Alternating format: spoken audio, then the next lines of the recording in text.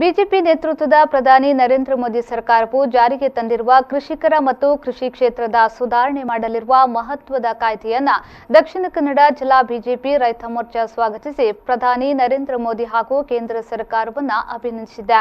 ಪುತ್ತೂರಿನಲ್ಲಿ ಸುದ್ದಿಗೋಷ್ಠಿಯಲ್ಲಿ ಮಾತನಾಡಿದ ರಾಜ್ಯ ಬಿಜೆಪಿ ರೈತ ಮೋರ್ಚಾ ಉಪಾಧ್ಯಕ್ಷ ಎಬಿ ತೀರ್ಥರಾಮ ಅವರು, ರೈತನ ಕಲ್ಯಾಣಕ್ಕಾಗಿ ಪ್ರಧಾನಿ ನರೇಂದ್ರ ಮೋದಿಯವರ ನೇತೃತ್ವದ ಕೇಂದ್ರ ಸರ್ಕಾರವು ಹಲವಾರು ಯೋಜನೆಗಳನ್ನು ಅನುಷ್ಠಾನಕ್ಕೆ ತಂದಿದೆ. ದೇಶದ ಕೃಷಿ ಉತ್ಪನ್ನಕ್ಕಾಗಿ ಮಾರುಕಟ್ಟೆ ಸೃಷ್ಟಿಸುವ ಇರಾದೆಯಿಂದ ಕನಿಷ್ಠ ಬೆಂಬಲ ಬೆಲೆ ಹೆಚ್ಚಿಸುವ ಸಾಧ್ಯತೆ ಇರುವ ನೂತನ ಕೃಷಿ ಕಾಯ್ದೆಯನ್ನ ಜಾರಿಗೆ ತಂದಿದೆ.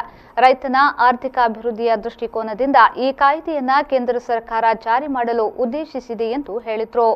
ರೈತರ ಕಲ್ಯಾಣಕ್ಕಾಗಿ ಪ್ರಧಾನಿ ಸನ್ಮಾನ್ಯ ನರೇಂದ್ರ ಮೋದಿಯ ನೇತೃತ್ವದಲ್ಲಿ ಕೇಂದ್ರ ಸರ್ಕಾರ ಹಲವಾರು ಯೋಜನೆಗಳನ್ನು ಅನುಷ್ಠಾನ ತಂದಿದೆ. ಅದು ದೇಶದ ಕೃಷಿ ಉತ್ಪನ್ನ ಮಾರುಕಟ್ಟೆ ಸೃಷ್ಟಿಸುವುದೇ ಇರಬಹುದು, ಕನಿಷ್ಠ ಬೆಂಬಲ ದರ ಹೆಚ್ಚಿಸುವುದೇ ಇರಬಹುದು. ಕೊರೋನಾ ಬಿಕ್ಕಟ್ಟಿನ ವೇಳೆ ರೈತರ ಪರವಾಗಿ ಸರ್ಕಾರ ವಿಶೇಷ ಕ್ರಮಗಳನ್ನು ಕೈಗೊಂಡಿದೆ.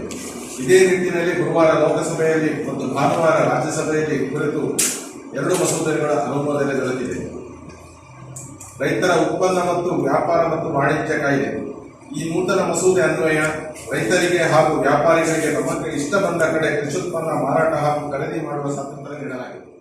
ಸುದ್ದಿಗೋಷ್ಠಿಯಲ್ಲಿ ದಕ್ಷಿಣ ಕನ್ನಡ ಜಿಲ್ಲಾ ರೈತ ಮೋರ್ಚಾ ಅಧ್ಯಕ್ಷ ರಾಧಾಕೃಷ್ಣ ಬಳ್ಳೂರು, ಪ್ರಧಾನ ಕಾರ್ಯದರ್ಶಿ ಕೆ ರಾಘವೇಂದ್ರ ಭಟ್, ಪುತ್ತೂರು ಮಂಡಲ ರೈತ ಮೋರ್ಚಾ ಅಧ್ಯಕ್ಷ ಸುರೇಶ್ ಕಣ್ಣರಾಯ, ಪುತ್ತೂರು ಗ್ರಾಮಾಂತರ ಮಂಡಲ ಬಿಜೆಪಿ ಅಧ್ಯಕ್ಷ ಸಾಜಾ ರಾಧಾಕೃಷ್ಣ ಆಳ್ವ ಉಪಸ್ಥಿತರಿದ್ದರು.